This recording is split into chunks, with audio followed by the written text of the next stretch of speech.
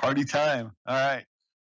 Yes. Now, I think I understand we have a request for priority of action items 4 and 5 on rules. Am I getting that right? So I guess Chair Booth probably has that already. So take it away. The floor is yours, Chair Booth. So we want to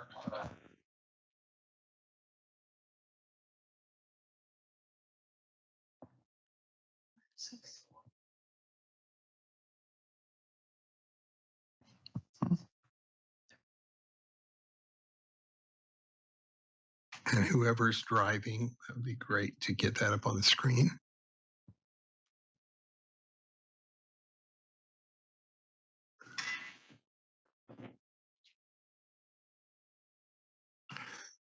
All right, we have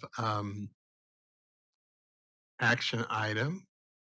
The motion of the board is the committee moves that the board repeal R277-433 on the second and final reading.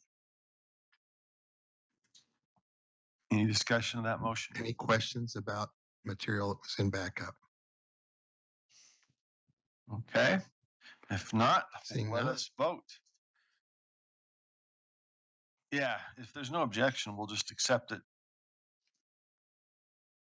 Any objection? Oh, let's check with Member Green online. Any objection to our online? Hearing none, that motion passes unanimously. Back to you, Chair Booth. And item number 5.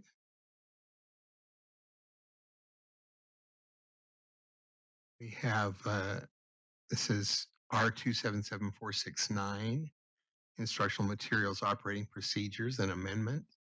And the committee moves that the board approve R277469 Draft 2 on the second and final reading. Any comment, questions to that motion? Okay, seeing none, we can vote unless if there's no objection, we can, what do we call this exactly when we take it without objection? Adopted without objection. Okay, gotta make sure I got my terms right. Seeing none, seeing no objection, we can adopt without objection. That motion passes unanimously. Great. Thank you very much. Well done.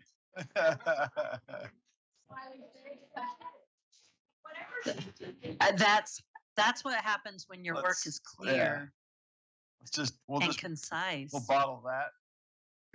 All right, back to you, Chair Booth. Thank you. Now we're moving back to the action item having to do with parental exclusion from the state assessment forms for 2023 and 2024. The motion of the board is the committee moves that the board approve the parental exclusion from state assessments forms. Okay, any discussion of that one? I see Member Carey. Yeah, it's Member Carey. Just a question. Doesn't the right of conscience, religious beliefs legislation that just passed, doesn't appear that this form takes that into consideration? It's my understanding that a parent or student at any time may opt out of any aspect of what takes place in the school. This Form 1 appears not to give the student the right to self-extract, but also imposes a limit of 24 hours prior to your child taking the test. I think both of those provisions run counter to the law as now codified and reflected in board rule. Is there someone who can address that from? While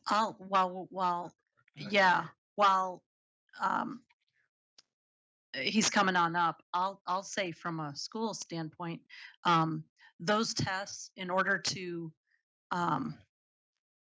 opt them out, you have to go in and take them out, and it can't be done like they can't walk up to the office and say, I'm not going to take that test right now, because it'll show like you can't get them out of the system fast enough. You need some time to get them out of the system. That's one thing. I mean, you can do some back work, but really what you need to do is make arrangements ahead of time. I guess what I'm looking, and Yeah. then I understand that. I guess what I'm looking for there was legally, it seems that this parental exclusion from state assessments form runs counter to the law as it's now constituted. And what I'm really looking for is a legal opinion as to it. And again, I'm not an expert on it, but it seems like the law says a parent or student can opt out at any time from any part of what takes place in the school. Whether or not I agree with that, that's my understanding of the law. This form appears to impose two limitations. I just want to see, is my interpretation of the law correct, or does this form withstand that type of scrutiny? Thank And you. no, No, you and I were going to say the same thing, Deputy Stallings. Yes. You're on. Okay, So sorry. that's I didn't mean to cut you off, but yes. I thought that's where you're going. I just want to recognize either Deputy Superintendent Nielsen or Assistant Superintendent Nielsen or Deputy Stallings. Go for it, whoever. Thank you. Darren Nielsen, Assistant Superintendent of Student Learning. I'll address where this form comes from, and then Deputy Stallings can talk about a response to your legal question. So 53G6803, which is a parental rights statute, has been in place for a number of years, lays out a requirement that the State Board of Education create a list of assessments that are can be excluded through parent exclusion. There's three prongs to that: that it's federally mandated by the state, or requires the use of a state assessment system or software. So the form that you see that's been in place for a number of years comes up under that requirement, and then it gets updated pretty much annually. I think since I've worked with the state board, it's come forward for discussion and questions about what should be included on there. Sometimes we get questions about kind of what you're alluding to, is why aren't all assessments on there? And it goes back to the three prongs that are included in that statute that requires the board, or establishes the parameters to set forth the board's decision about creating this list. And then the board's required to create a form. LEAs aren't required to use that form, the parental exclusion form. They can create their own, but the state board is required to produce a form for parents to use.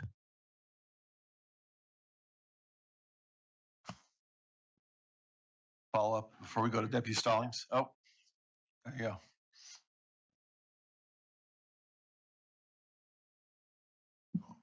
okay. Now this is I got it. Thank you know, and I appreciate that, and I understand the difficulty and the challenges. I'm really focused, however, on, and I guess Deputy Stallings, you're going to address this. It's, does the law? I know that tomorrow in our law and licensing, we're considering amending two current rules because of the passage of this law. Maybe this is another one. I don't know. But to me, it just seems to run in the face of the direction we've received from the legislature. Thank you. Deputy Stallings, thank you. Thank you. Angie Stallings, Deputy Superintendent of Policy.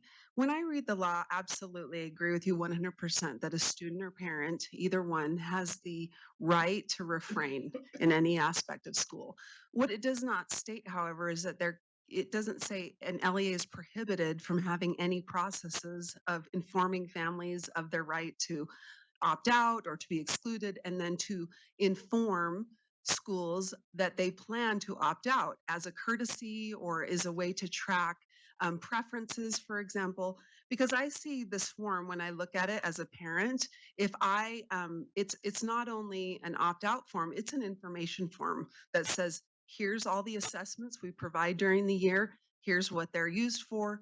Please let us know if you have information to let us know that you would like your student, or you as a student would like to opt out. But you're absolutely right. The student could walk in that day, or the parent, 5 minutes before the test, and say, I'm not taking this, and walk out. I don't think that has ever been disputed. I think that right to refrain and walk out and not take a test, I can't imagine, a director or principal handcuffing that student and saying, no, you're taking the assessment, even though I think that's actually been the case, prior to this legislation. But I guess I don't necessarily, I'm not going to say I don't agree with you. I'm just going to say that I think there's another way of looking at it. The LEAs can still have processes in place. They can still have a waiver request form. A parent could still say, although I know I have the right to refrain, period, I actually, although I object to this material, I would like to work with you, school, in having an alternate assignment, or I would like to do this instead. There's nothing that prohibits an LEA, I don't believe, from offering that other process. But at the end of the day, you're right, Board Member Carey. A student, parent, family, they could just walk. They would not be required to stay.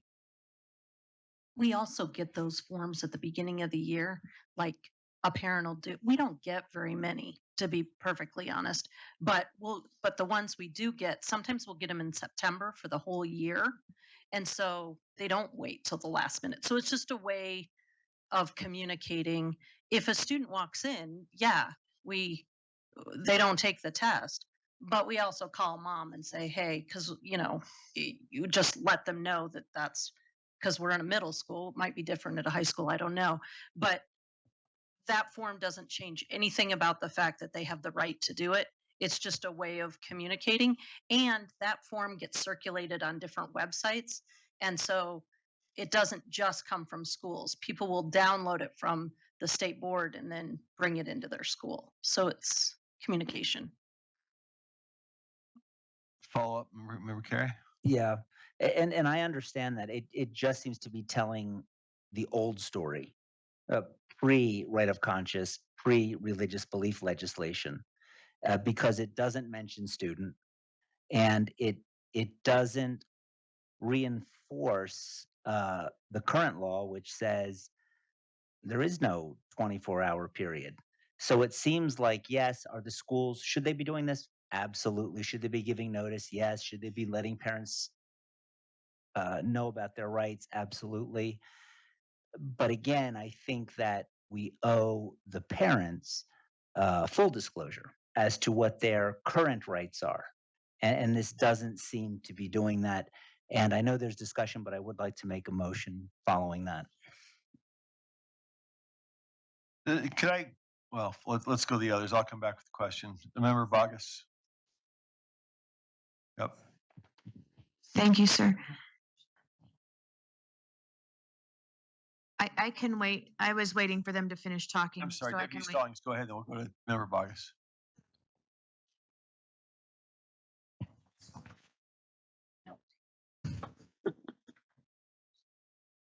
Personal over here. Yes. I'm public too. Thank you. The one thing that I would say, Board Member Carey, that might clarify this issue would be if the legislature were to provide either eliminate that requirement in 53G6803, it's subsection, I think it's 9A. They should probably, or maybe Representative Acton this next year could just strike that out, requiring the state board to provide this form. One other option might be to provide a reference at the bottom, but this form that has been developed is actually a Utah code requirement.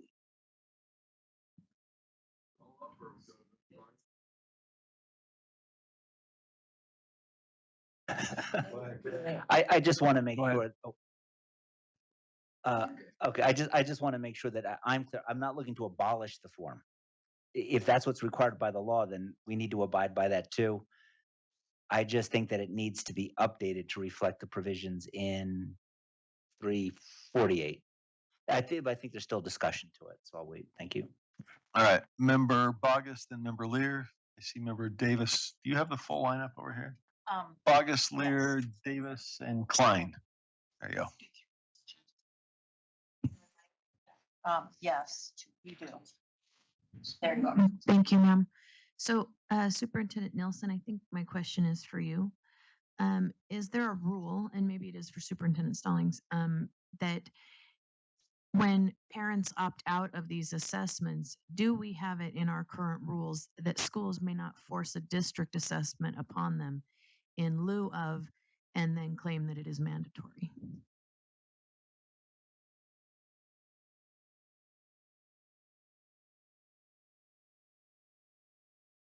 Um,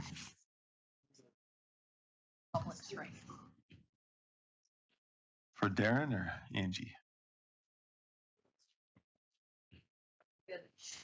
Okay, thank you. We got it. The 53G6803 with those 3 prongs I mentioned are very specific to the assessments that, at least under that parental rights bill that originates the purpose of this form. That if the assessment needs to be federally mandated by the state, and or require the use of a state assessment system or software. Other assessments that LEAs might originate, if they don't meet any of those 3 prongs, then they're not included on the parental exclusion form established under this piece of legislation. Would you like me to, oh, thank you. You're fast. So would we need to work with a legislator to get that put in code? And I'll be straight with you. When people call me on the phone, I don't ask them to verify their address. But constituents have called, they've used this opt-out form, and districts have said, okay, you don't have to take that one, take this one. And it's not optional.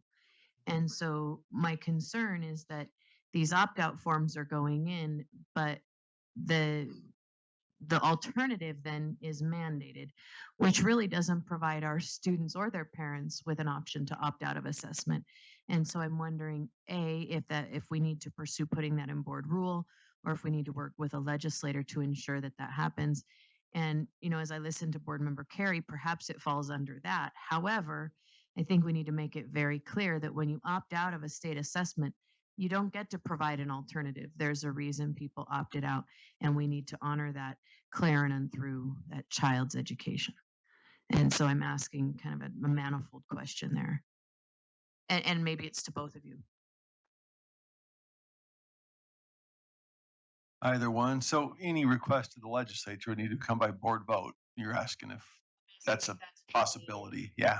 If that's needed, then we That's what would be needed. Then it could be brought as a policy recommendation put before the board. Sure, thank you. Currently, as Assistant Superintendent Nilsson stated, that it's very explicit in Utah code what is applied here, what applies. And so probably the cleanest thing to do would be to do that in this section of code. And at the same time, again, it appears there might be a conflict between this section of code, which explicitly says, at the request of a student's parent, an LEA shall excuse, et cetera. I think that also could be clarified because there are conflicting sections in this 53G6803 and then 53G10205, which is the one that passed or was updated last session through HB 348. So if you wanted to make a motion to direct staff, we could do that or work with you on something for tomorrow afternoon. All right. So we've got member Davis in line. No? Oh, excuse me. Okay. Member Laird. I just more have a comment. I maybe take a little bit different angle on the kid can opt out of anything anywhere at any time.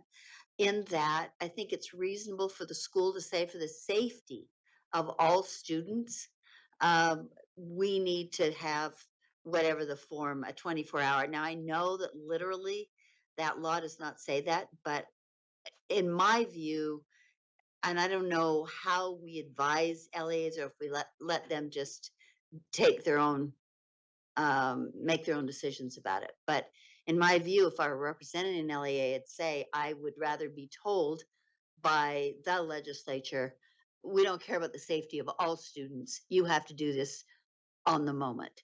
But I, as a matter of not just courtesy, but as safety for teachers, for staff, as well as students, that we need 12 hours so that we have enough people assigned to supervise the students who won't be taking the tests. That just keeps the schools from having a bunch of unsupervised kids walking around. So that's the position I would take. And I probably we're gonna have to go back to legislators and ask for that kind of clarification. Okay, Member Davis. From what I see in the form, this just assures that if they give them 24 hours advance notice, then they'll ensure the child doesn't access the test. But honestly, if the kid's in the middle of the test and they come across a question that's offensive to their religious conscience or whatever, or they just don't want to do it now these days, but they can get up and walk out. And there's nothing that can preclude that, not this or that or anything else. But in addition to having supervision for the student, I mean, really, we give harsh judgments for student achievement around here in this particular state in the way that we look at schools. And if they have 24 hours advance notice, they can enter it into the system, and then we get an accurate picture of data. If they don't have that amount of time, we get an inaccurate picture of data, because that goes in as if the student's taking the test and then there's no scores to show for it. So I don't think this is unreasonable at all to ask for 1 day notice for someone secretary to scramble in all the forms in 1 day, get accurate data, get supervision for the kids that aren't going to take the test. And on the website already, or whatever Representative Acton required, I can't remember, it says already at any given time, you can bolt. Member Klein. In that piece of code that you mentioned, does it prohibit anything else from being added to that form? Or is it just saying what needs to be on it?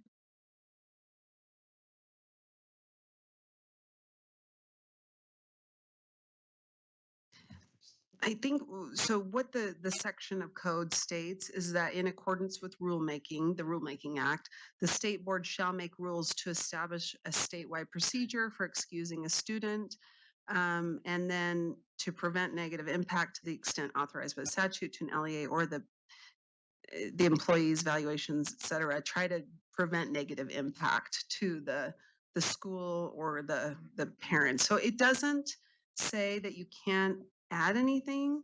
Just looking through really quickly. It references state assessments, and then prevent negative impact, and it does define state assessment. So the statute itself really doesn't speak to local, school level, or district level. If that's, I think, what you're I was just asking for, speaking to his original question about a reference or something to the 53G on the 10-205, form. putting a reference on there. I don't see why you would do that. I think, yeah, I think both of us agree that if you wanted to put like a disclaimer or in addition, or you should be aware that 53G 10-205, a student may refrain at any time. There's also I remember something stating on there that if they opt out of the civics test, for example, that then they may not graduate. There are a couple of other, or that if you opt out of a certificate, completion, some of the CTE official certificates require you to take a test. If you opt out of that, for example, you wouldn't be awarded a license. There are some other disclaimers, so maybe it could be added there. Just a motion to add that to the document, a reference to 53G 10-205. And a disclaimer with that. What? Yes, they would go on both. Yeah.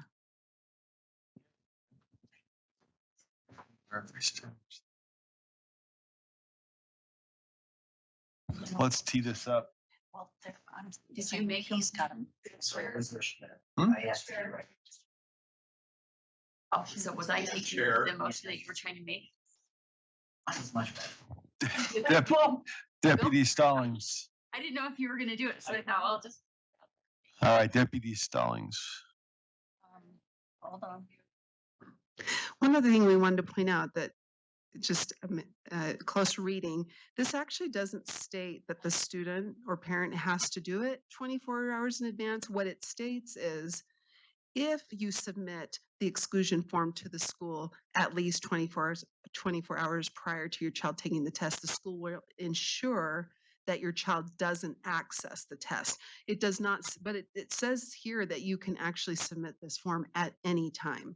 So really the 24 hours is about the student not accessing the test, but doesn't mean that you couldn't bring this form in 2 hours before, or, at the beginning of the school day. Correct.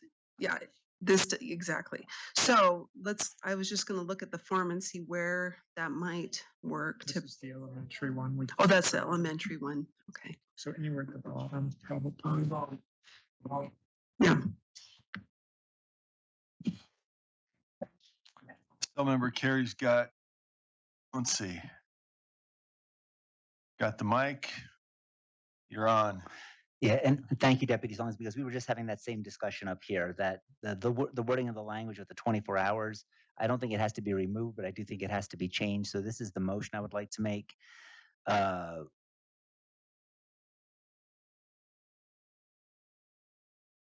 Right under where it says elementary state assessments, the opening sentence would just say any parent or student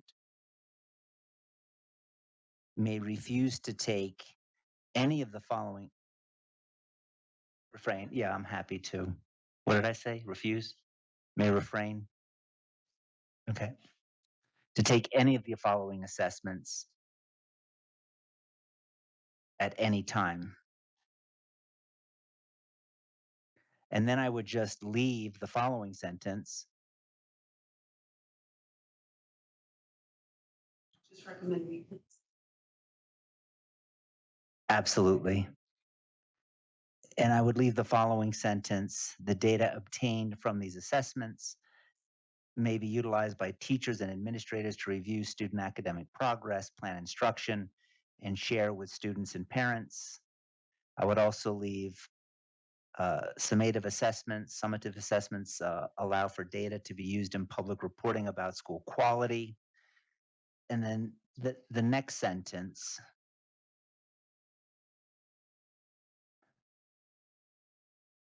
no.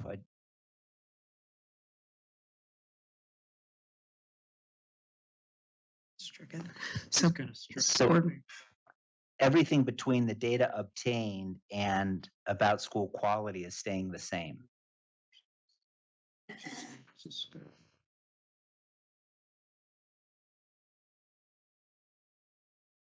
okay, sorry.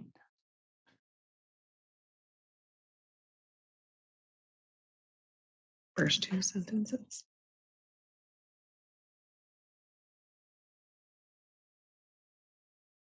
And then remember, Carrie, could you share and strike? Could you do you want the third sentence to be? So the third sentence, the one beginning with although. Yeah, that would read. Oh, amend. Okay.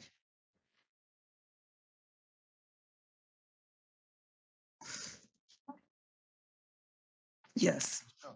Although you do not need to submit a parental/student exclusion form, comma,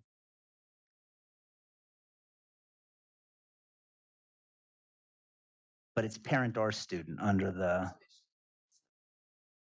okay, exclusion form. Mm-hmm. Although you do not need to submit this exclusion form. And we're going to remove. Although you may. Or, okay, you do not need to submit the form. Okay. Yep. Oops. We request that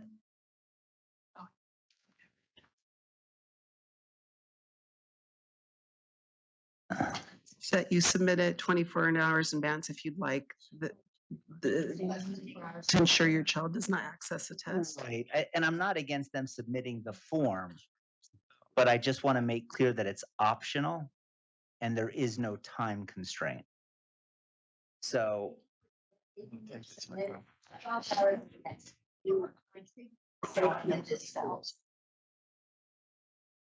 Well, I'll just turn it over. And if you don't, you can contribute.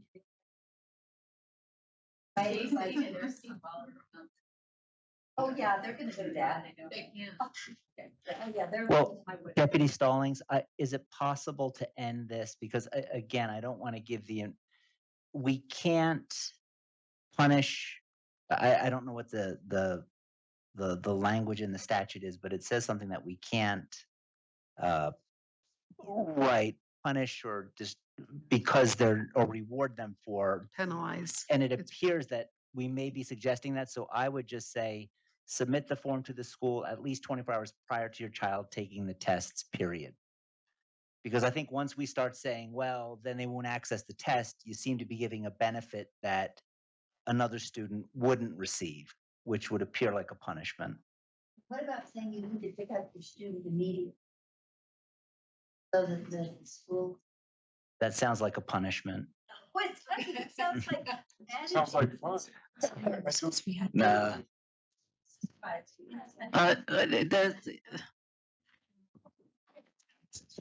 Did you turn my mic on? Do I get to go or do I have to get back in the queue? Well, all right, let's, okay.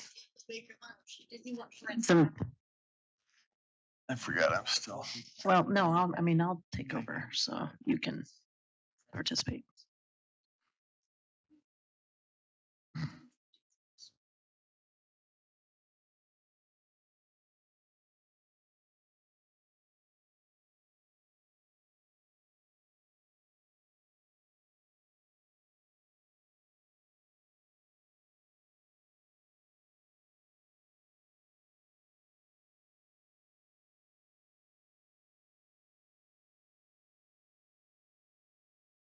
But appreciate.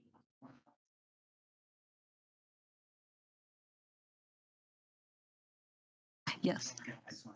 Yeah, I'm trying to find your name. No, there you are. Thank you. Your mic is live. Member Carrie. Oh, Student form. Notice allows us to. okay. So I'm sorry. Oh yeah, I'm just saying, although you do not need to submit an exclusion form, I would take parental and student out. Exclusion form, we request that you submit the form to the school at least 24 hours prior to your child taking the tests.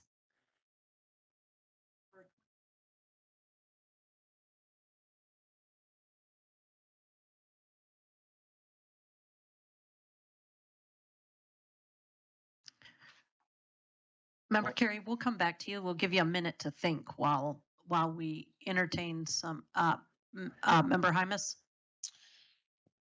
So I don't know what the ending of this motion looks like, but I'm going to speak against it. I don't even have, it hasn't even been seconded. And the problem with this, as a parent, I'm going to read, any parent or student may refrain from participating in the following assessments at any time in accordance with Utah code. And I'm not going to worry about we might as well just have that as a statement with no forms at all. As an educator, I'm frustrated because again, I'm trying to get information on what I can prepare for, and I'm hoping that parents take the time to fill out the form. This is coming before committee tomorrow, where we will discuss it. I think that these are completely different things here. We have this form. Do we want this form? It doesn't take away anything from the law. We'll go over the rule and make sure that it's clear in the rule that students and parents do have the ability to say, you know what, I don't agree with this. I'm going to find a different way. That's fine. It doesn't do anything with this form. This form as is extremely helpful and valuable. And so as soon as we put in there, you can refrain from participating in the following assessments at any time, the form is gone. It's just useless. And so I speak against adding this language into the form, especially when it's going to come before LEAs and parents already anyway. But this at least gives us a chance to, at least, if we're going to keep the form, let's keep the form. Member Carrie, we're back to you. Did you figure out how you wanted to finish the motion? Yeah, I think it is finished. I just would like to speak in favor of the motion. Oh, hold on. Let's get a second if we have one. You're seconding. Motion's been seconded by Klein. Would you like to speak to your motion? Yes, thank you. Again, I think it's important for us to be clear as to what the rights of the parents and students are. The form as it currently is constituted is misleading because under the law, parents or students have the right. So at a minimum, that needs to be addressed. Also, I don't think we should have students or parents participating in any assessment under the current law if they're not so inclined, and I think this language makes that clear. Okay, thank you. Next, Member Bogus. Thank you, ma'am. I will just tell you, Member Carey, I will probably vote for this. However, I would just speak boldly and say that this is going to cause mass chaos in your schools. It just will. And having been in this business a very long time, one kid bolts and the whole room will bolt, and then we're calling parents, and I value the right of conscience. I do. I've made that clear many times. But I think as a board, even if we choose to pass this language and we let this go out to our LEAs, I think we need to, in addition to the motion, tack on to something onto it that says we want to bring this back and think this through fully, because monkey see, monkey do inside our schools is a very real thing. And if in some of our schools, kids will know they need to stay and they will stay because they're self-disciplined. In other schools, we will see mass chaos. And I just don't think we can look at this and not acknowledge that reality. And I hope I articulated that well, that I support this, I support the right of conscience, but we have to acknowledge and put something in place for in this particular instance. If we got kids just getting up and leaving a computer lab, and the secretary's office is not the holding cell for rock kids. It's just not. Our people who are employed in that capacity have a job to do. And for them to, I call them rock kids, right of conscience. I don't know if that makes sense to y'all. But the office is not the holding cell for rock kids. That's not the purpose or the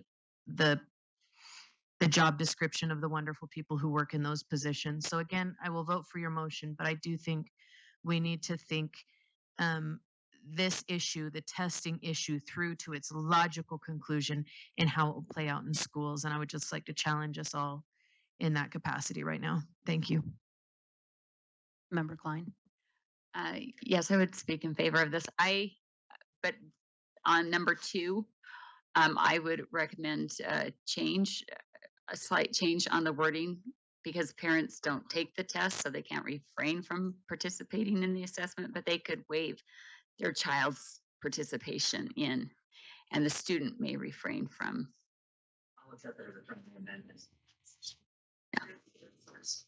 Member Hymas.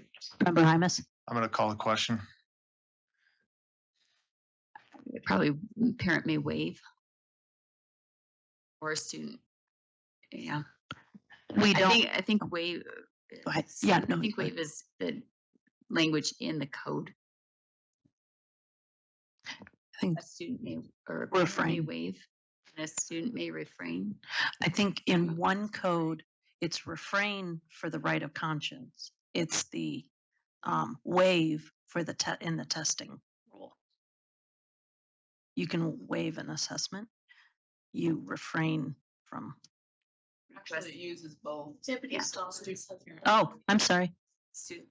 The interesting part about the way the statute is written, it says a student may refrain, a student may refrain.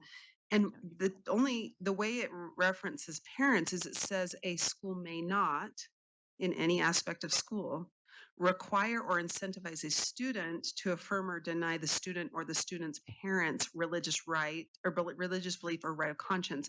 So it's really talking about the parents' beliefs, the parents' religion, But if you look in the statute, it consistently says a student may refrain when a student refrains. So in some ways, referencing that the student may refrain, yes, it may be attributed to the parent's beliefs as well. But I actually don't see anything in here that says here we go. It does say a student's parent may waive the student's participation in any aspect of school. So actually 4 does state that. So you could say, or parent waives. To be consistent. Thank you for letting me read the whole Okay, code in front of you and process the- that. The question has been called, and it's been seconded, so we will move to a roll call. Oh, did you want to adjust that wording? I did. And Board Member Carey, okay with that? It was Board his Member motion. Carey, are you okay with that wording before we vote? Okay. Oh, yeah, we are, yeah, we need to, is there any objection to calling the question? I already got a second and there's no objection, so we are going to move to a vote. Are we ready, team, for a vote? Okay, yeah. Okay. Member Bogus, Yes. Member Booth, No. Member Klein, Yes. Member Davis, No. Vice Chair Earl, No. Member Green. Okay, Member Hymus, No. Member Carey, Yes. Member Lear, No. Member Norton. No. Member Reel, No. Member Straight, No. Member Wood, Member Moss, I'm a no because this form goes beyond religious exemptions. Member Hart, no for the same reason.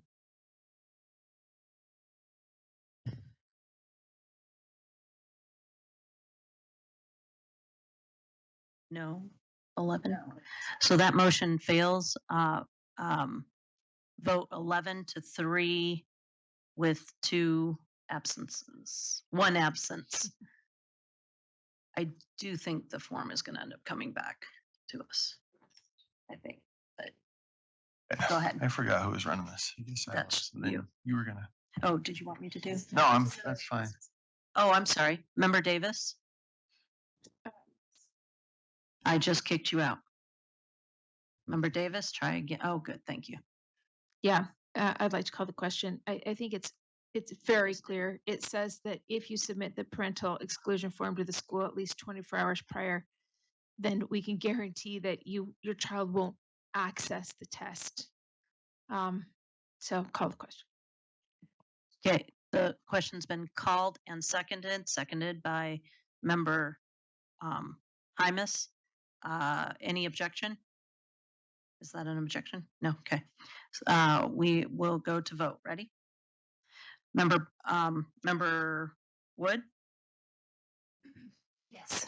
Member Straight? Yes. Member Reel? Yes. Member Norton? Yes. Member Lear?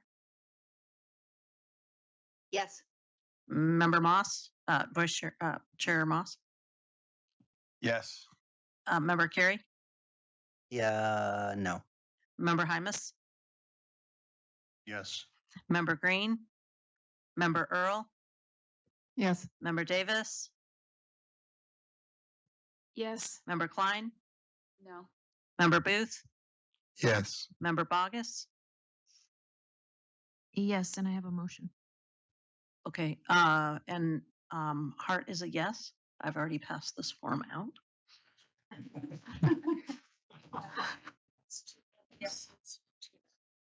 So that passes 12 yeses, 2 opposed, 1 absent. Well,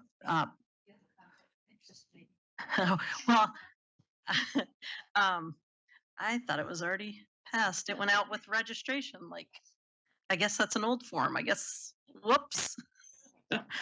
Okay. Can't win for losing. Member Bogus. Yes, ma'am. I move that the board direct staff to work with a legislator to amend 53G-6-803 to ensure that no alternative assessment is required locally following the opting out of a state assessment. Okay, a motion's been made. Do we have a second?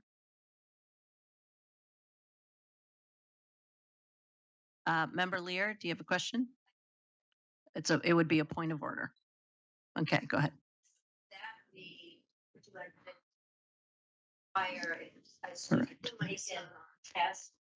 On a subject that was a state assessment? That's what it sounds like. Is that what you're trying to say, Member Bogus? That it, So sorry. a teacher couldn't require a student to take a test that's the subject matter of a state assessment? They can't do that anyway. Like if there's, I mean, I know they can't offer an alternative test, but so how do you give him a math grade? So I'm wondering about, that's the question. That's what I'm- State testing Yeah. or just That's subject what I'm testing? asking. Yeah, that's It's I'm based on- concerned. Let's follow order here. All right. Um, Anyway, that was my question. I okay. don't know. Well, we do have a second, so that's in order to the maker of the motion. Would you still like an answer to that question? There is a second. Okay, then if you already know your vote, then we don't need to ask. Are there any other questions? I will restate it as soon as it's on the.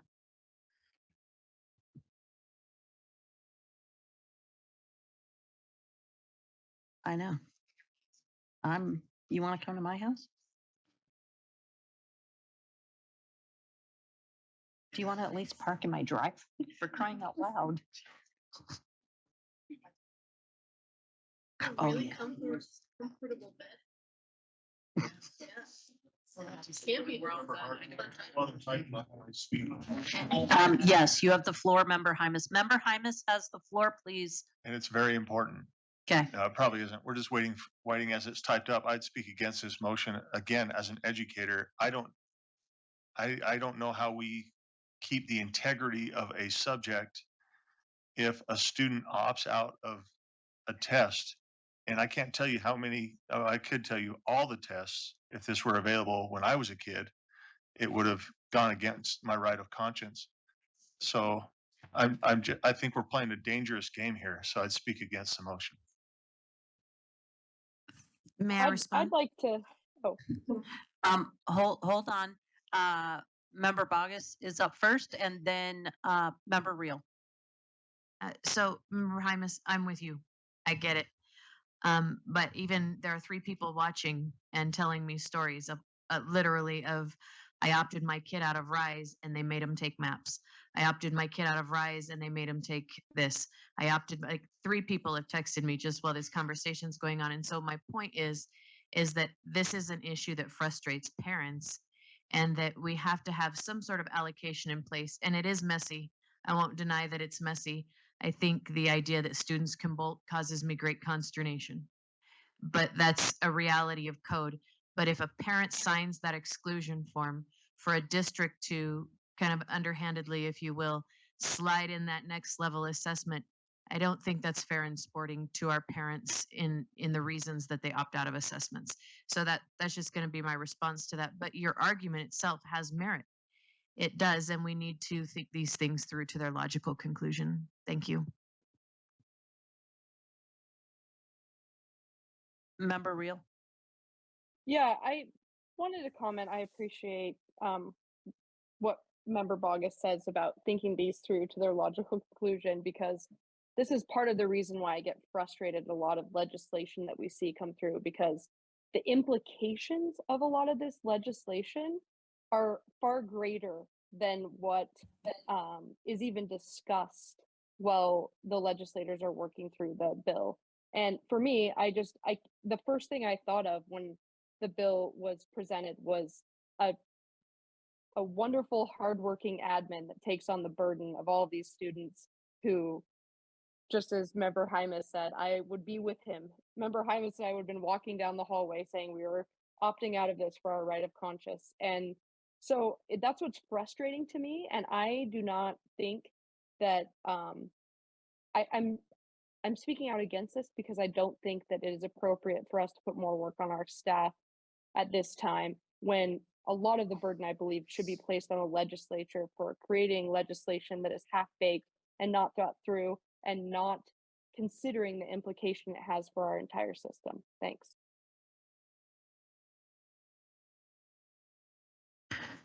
We do need to move on this.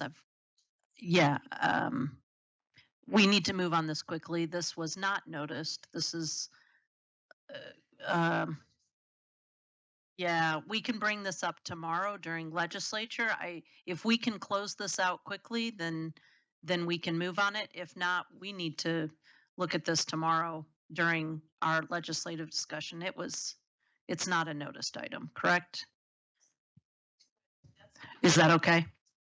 We do have our legislative time, and so it would fit in there well, and it would give us a little bit of thinking time too. Okay, let's go on to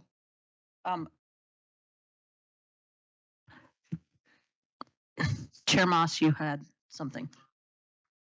I was in line. I said this briefly, but I think it's important to note that the opt-out form in code section 53G 6802 are very broad. They're not based on the right to religious or conscientious objection.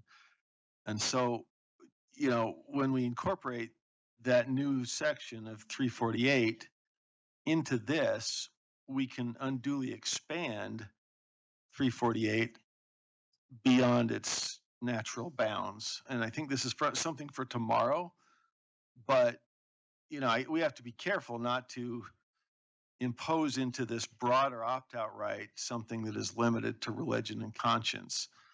So for that reason, I would oppose this, but you know, unless we're going to move on and bring it tomorrow, I just think we got to remember we got two different rights here and they do intersect and overlap, but we need a little more discussion about where those two may be in tension and where we might actually expand too far into the general opt-out right.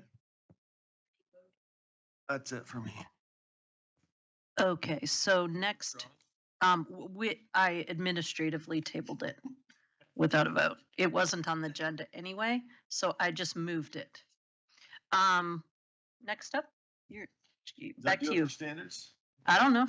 Well, all right, You're I'll take it back for standards. Okay, we're just tag teaming here, like Roddy Piper and whoever that was that you used to. What? Just All right, 8.6, I believe, correct? yes. We handled the others. I'm sorry, Chair Booth, you're running the show. I apologize. Back to you for 8.6. There we go. Waiting for my thought. Mike, you are hot. All right, so we are. Push it. It flipped off. Okay, now here we go. So we're now on 6, which is core standards revision process revised. And there was quite a lengthy discussion in committee meeting. The motion of the board, and it's even since committee meeting, there has been additional input. But the committee forwards the revised core standards revision process steps 1 through 13 draft 2 for input from the full board and final approval.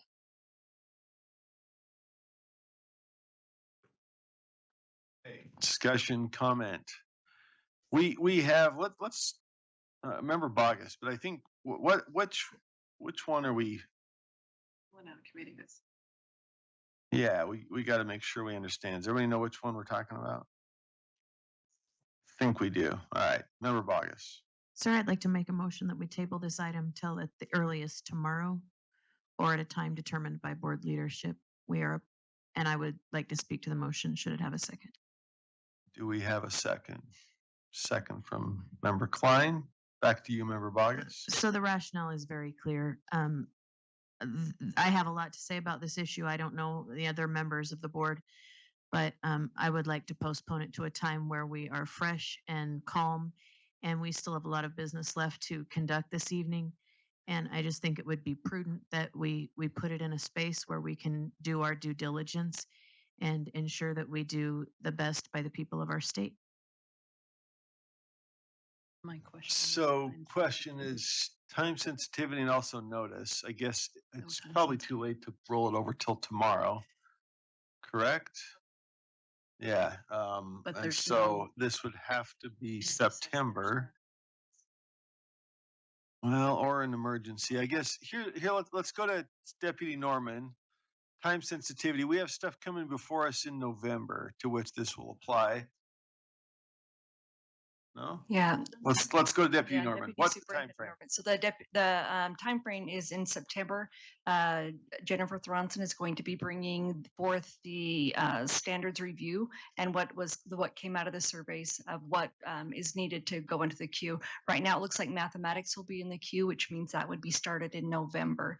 And so traditionally, what the board has done is once the standards process is in play for an item, then it's not changed for the duration of that item. So if it is done today or tomorrow, then we could get it through and activated by November when the real part of the standards revision process would start for mathematics. Okay, good to know. And the decision before us at September would just be to put it into the process, which that's not going to change. The next steps will change. We'll have time to consider. So, all right, any comment to the motion to postpone to September? Member Davis.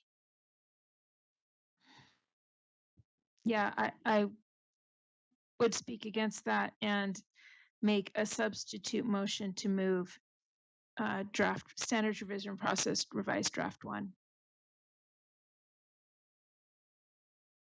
Let's see, this would be, what do we got here? There wasn't a second, I don't think, to the first one Second. before you called him. Oh, now there's a second 2 years.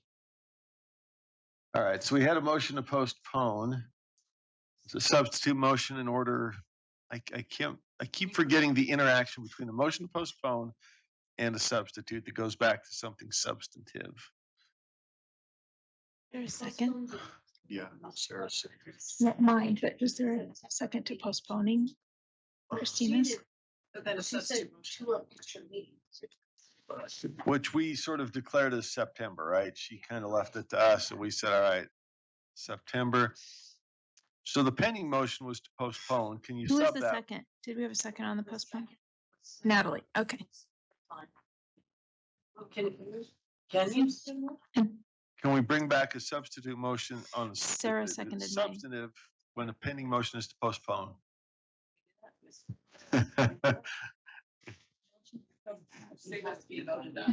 We told you we weren't quite done with you.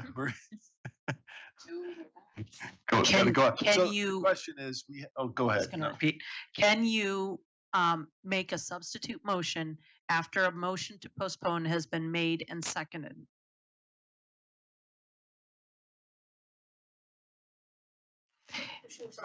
Was there, it appears that we recall that if it was, it is predicated on whether it was postponed specifically or indefinitely, and we don't know which one happened.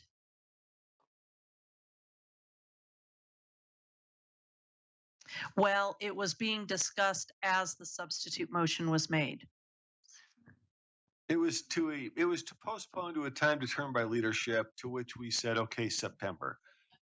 So Would be a definite. Which means that we can't do a substitute. Oh, you can do a substitute? I got it backwards. Yeah, I think it's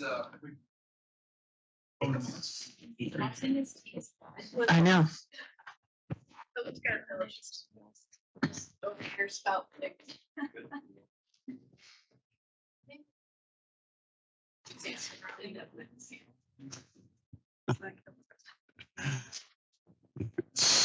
Because of those motions. It is not amendable.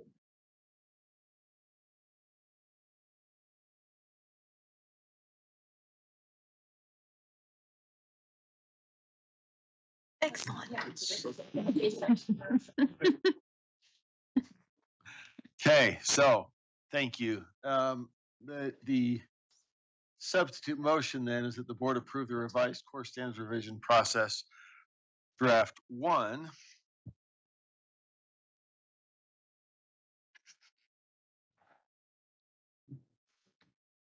I'd like to speak to the motion also.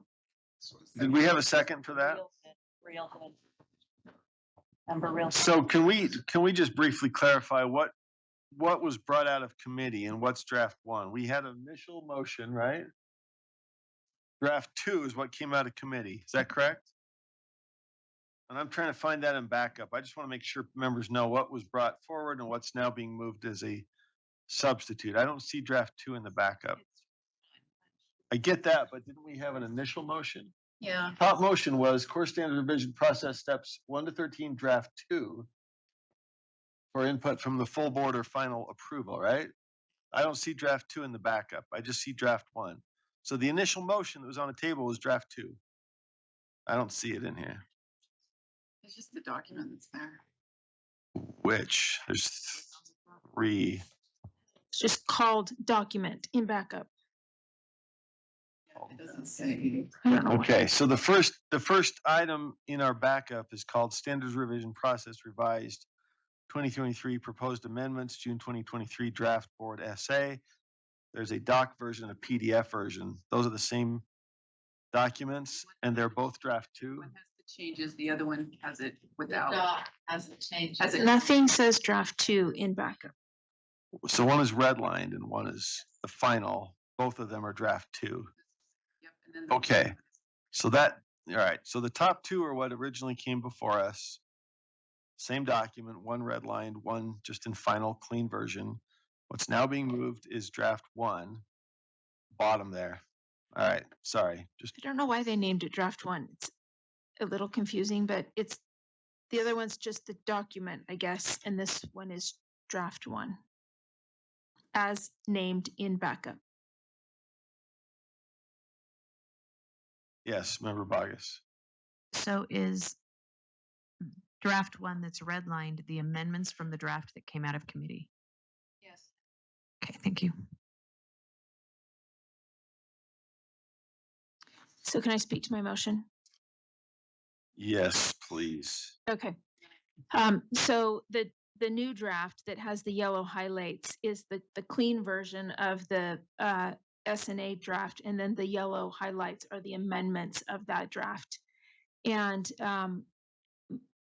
you know, there are a few different ones. You can look over those. I'm sure you did prior to the meeting, but the big one I just want to highlight is the fact that when we provide individual amendments, those in the step of the process go to the writing committee, and the writing committee creates an opinion document on each amendment that says, yes, they agree, So we're talking about amendments to standards. or amendments to standards, or it's acceptable, or no, and a rationale of like a 1-sentence rationale if needed.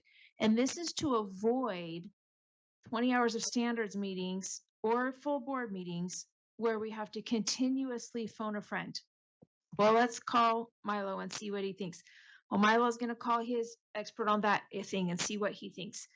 It's just on the writing committee. It's just going to help economize our time, and members can still bring their amendments to the committee and to the full board, but we will at least have the document with the writing committee thoughts right there in front of us, so we don't have to keep going back and calling and checking and calling them up to think on the spot while we're trying to figure out the experts that we've commissioned, what their opinion is of a variety of amendments that come forward. The other reason that this needs to be amended this way is because individual board members cannot direct staff ever. And so when we have a process where we have these spots open for individual members to send amendments to the writing committee, and then in said process, it says, then those things will be incorporated and come back. If you have competing amendments between individual members, just for the same reason individual members never direct staff, we cannot have individual members submitting amendments to the writing committee and having the writing committee pick and choose why member Straight's amendment should be incorporated instead of member Wood's, or vice versa if they are competing. This just has them give an opinion document, and then the board members can choose when they get it back, which ones they approve and which ones they don't, just like we do now, but they'll at least have the expert opinion with them of the experts that we commission. Thank you, Member Davis. Is there, well, Member Earl's up. I have another question about the differences here, but I'll come back to it after Member Earl, Vice Chair Earl. Yeah, actually, I've gone down through the document that Cindy's presented, and I think it's well done. I don't have any problems with anything that's in there. I have an amendment to make on step 6. It says staff organizes the writing committee according to the process approved by the superintendent. I just want it to be very clear that, and so this is my amendment. Staff organizes the writing committee who are content experts, and then according to the process. So we're just including in there. It just quantifies it, that the people on the writing committee, we want content experts there. It'd be grade level, it could be whatever, but we just want to make sure that that entails content experts, and then they can do the process of evaluating it. So, yep. If you're objection? No. Any objections from the body? Okay.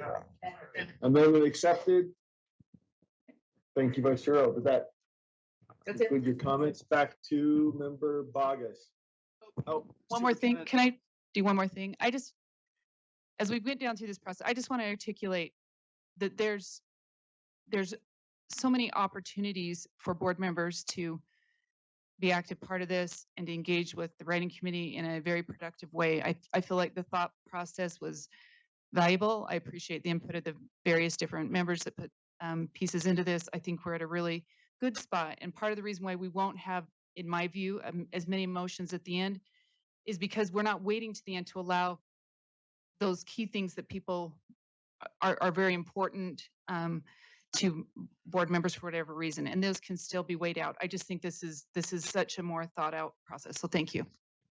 All right, thank you, Member Bogus. No, Deputy Superintendent Norman.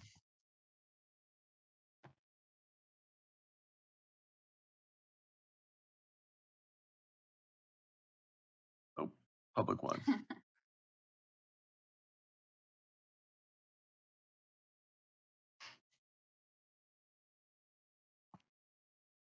Just wanted to make a clarification so that we're speaking to the right draft. And Sybil has retitled those so that we can speak to the exact one. Draft 1 went to the committee originally. Then draft 2 is what came out of the committee. Draft 3 is what has all the board members' names on it. So as you can see that in there, both of what you see in there as amendments are the draft 2s. So if we're speaking to it right now, draft 1 is not in backups. Just wanted to have that clarified for everyone. So I'm sorry. The one I'm looking at has all this highlighting in it. That's right. Yellow highlights. That's the one we're considering, right? And that is titled Draft 2023 Members Davis, Lear, Boothwood, and Reel. It is draft. That's draft 3. That came after the committee. Yes. That's draft 3. That's the one we're considering.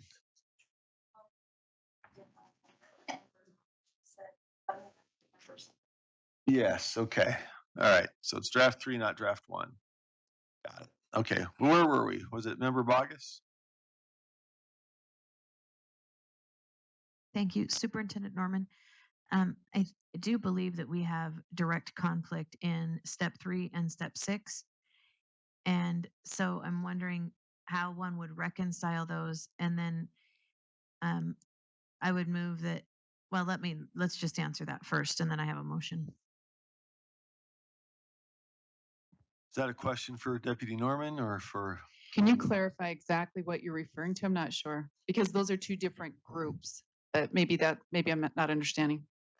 So it says that staff submits a written request to the state board chair to appoint members to the review committee. And then it says in 6 that staff organizes the review committee according to the process. No, that's the writing committee. Those are 2 different committees. One's the review committee. That's the parent mandate by law. The other one is the writing committee. I might need new glasses. No, it's okay. Okay, so then I would move an amendment in step 3 that the staff submits a written request to the Standards and Assessment Committee to appoint members to the Standards Review Committee consisting of.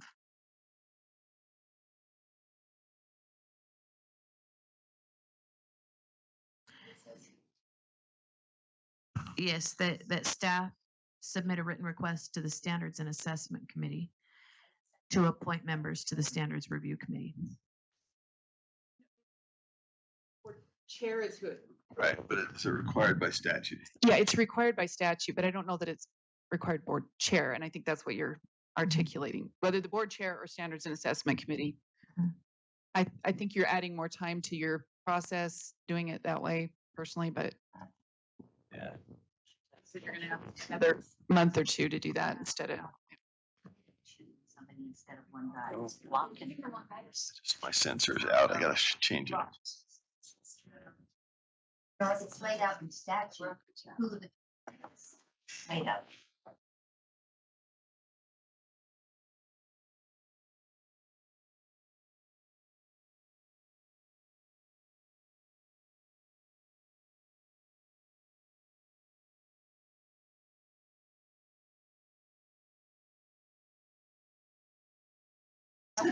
So Pick 7. the Standards Review Committee, is that what we're talking about? Okay, I'm just reading from the statute here because I don't want to hog this, obligation, but it appears 53E 4203 sub 5, membership of the Standards Review Committee consists of 7 individuals with expertise in the course standards being reviewed, appointed by the state board chair, including teachers, business reps, blah, blah, blah, and others determined by the state board chair. I don't want to take it on, but I am told to do it. Okay. Well, for what that's worth. All right, where were we? Well, if it's in statute, then I would withdraw the motion. Okay. All right, back to Member Hymas. I'd like to call a question, and I understand I'm going ham on calling questions, but we gotta, yeah, so.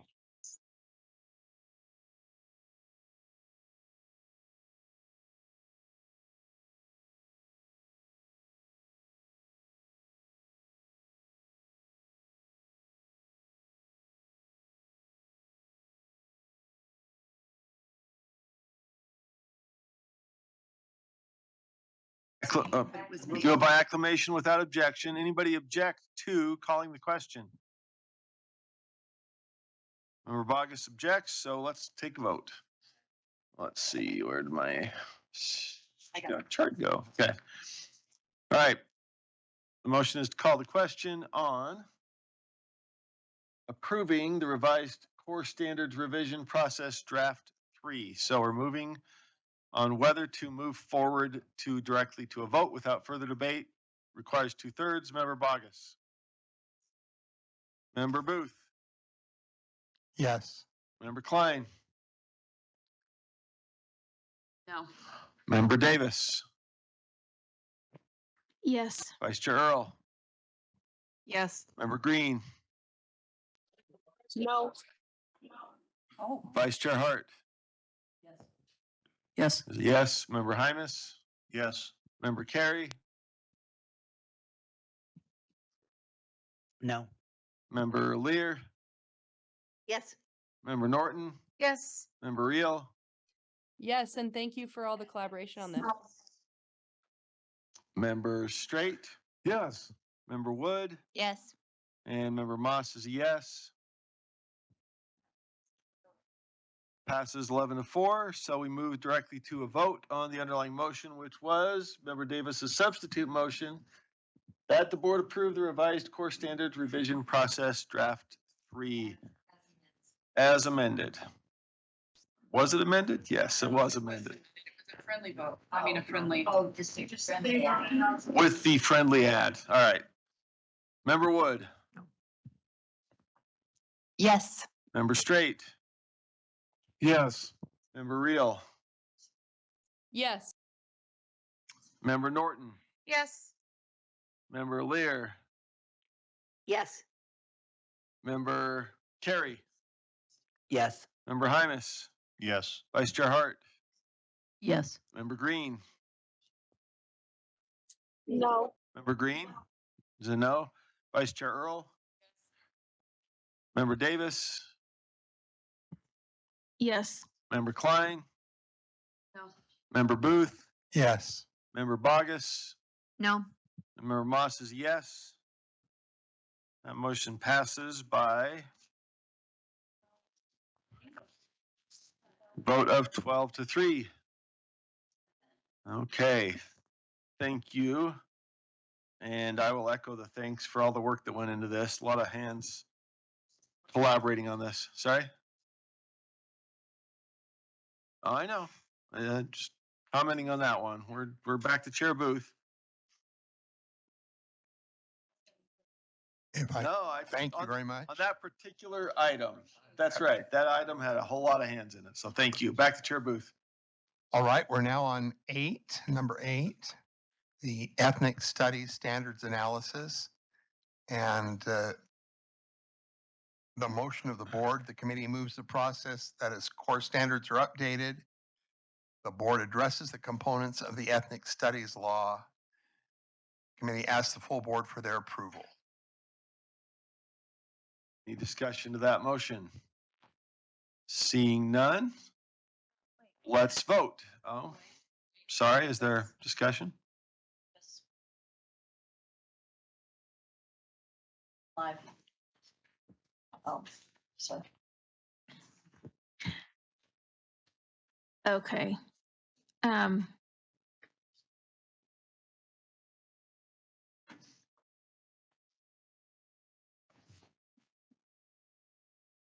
Okay. I guess I don't have, I'm sorry, I thought I had a question. Moving on. Item 8, ethnic studies standards analysis. Yeah, so the motion was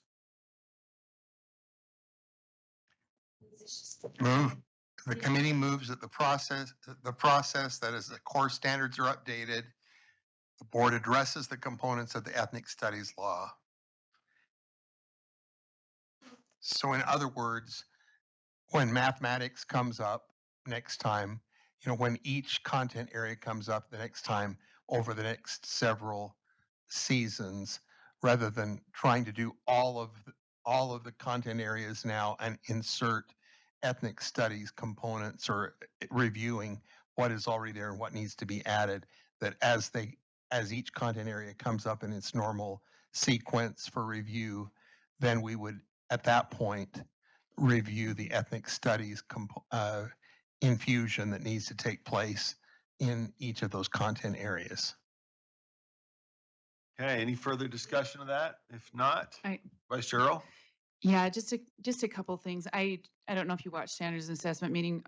Part of our motion was to do a field trip, which I don't know if anybody on the standards and assessment actually did that, but I did. And I just real quick, I went to several of my districts. I called the others.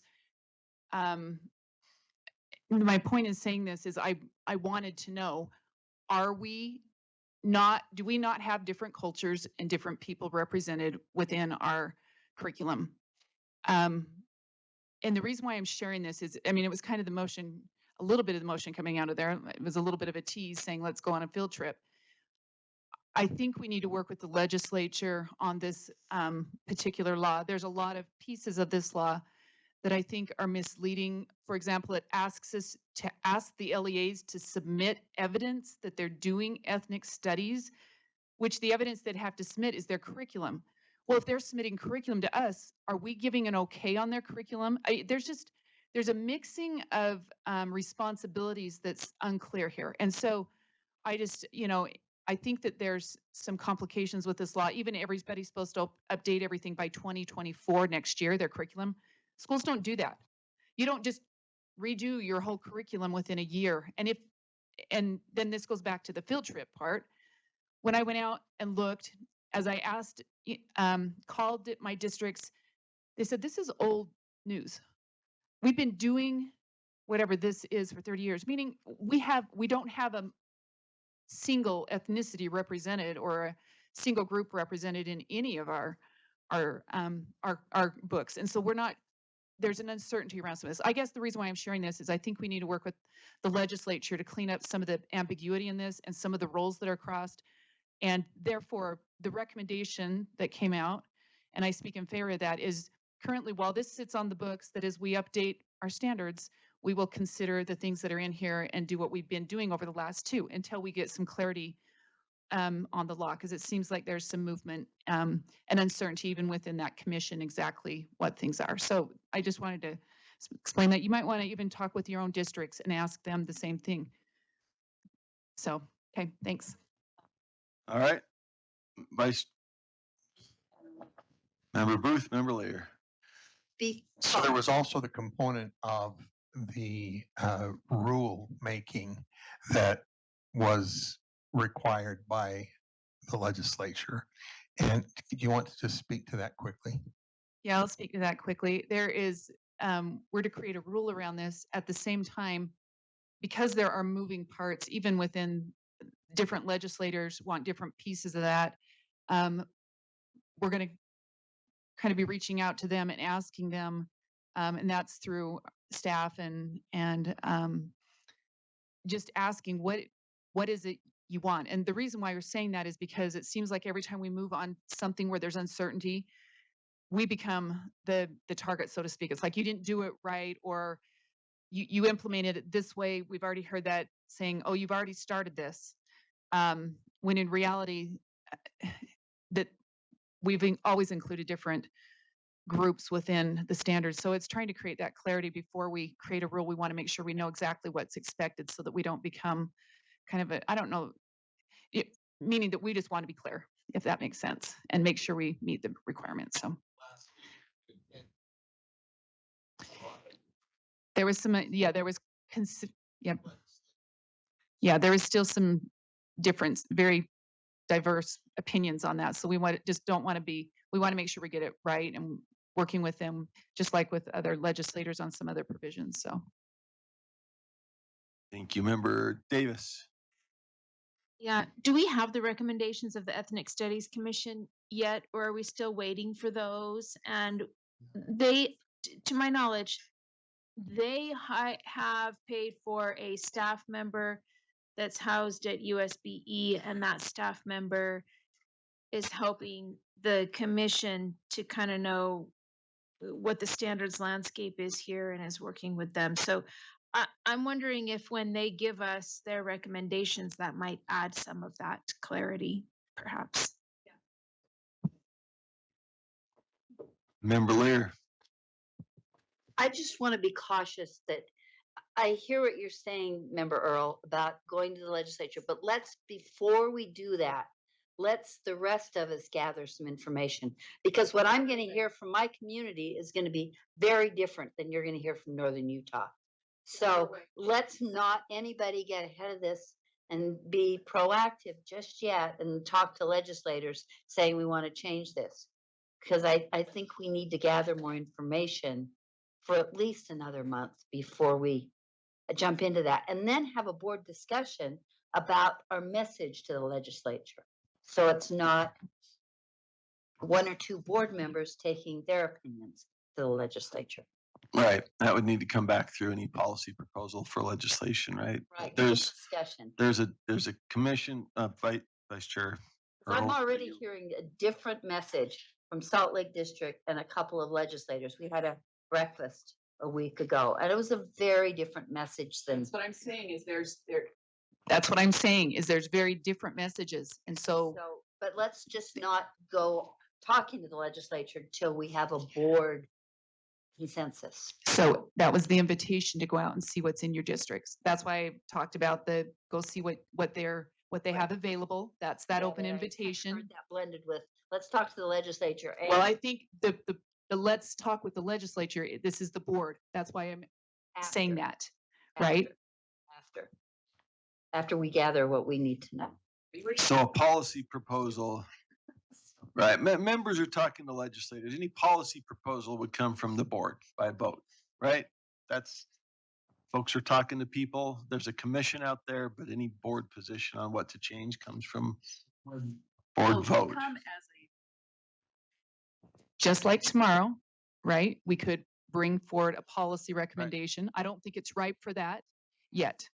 So that would be something maybe in September or October that would be right. Yes. Okay. Anybody can bring it forward. The point is we don't take a position of the board until we bring it here. So understood. Member Carey, or no, Member Norton, then Member Carey. One of the things that I get quite concerned about when we talk about these ethnic studies is that, I don't know, it's like the depth of the culture. You know, it's pretty easy, and we see it all the time. And for 40 years, we have seen it that they go through textbooks and they, change the names to a lot of different diverse culture names. But I I'm hoping that what we see or what we suggest to see is some of the great contributions from these different ethnic groups. For instance, I think um, I think about the early as no Mayans and the calendar that they contributed to us, and we the beautiful art that comes from the American Indians as well as the Navajo code talkers. But to have not just names changed in math problems, but instead some of these great contributions, I'd like to see those highlighted in our literature, in our math, in our social studies, et cetera. So when you're out there looking, when they say, yeah, we've got some, look and see what it is and see what kind of a message that's going to send to different diverse cultures in your school. Thanks. Thank you, Member Norton. All right, seeing no further lights, the motion is that the committee moves the process so that as core standards are updated, the board addresses the components of the ethnic studies law and recommends approval by the board. Let's start at the top. Member Bogus. Member Booth.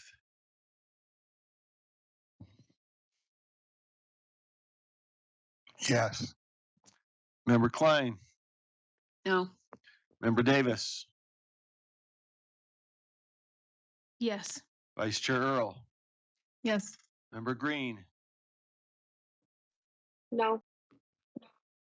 Vice Chair Hart.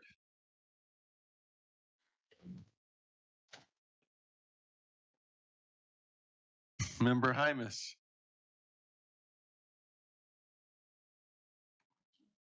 Yes. Okay, yes. Member Carey. Yes. Member Lear. Yes. Member Norton. Yes. Member Reel. Yes. Member Straight. Member Wood. Yes. Vice Chair Hart. Yes. And I'm a yes. That passes by 12-3.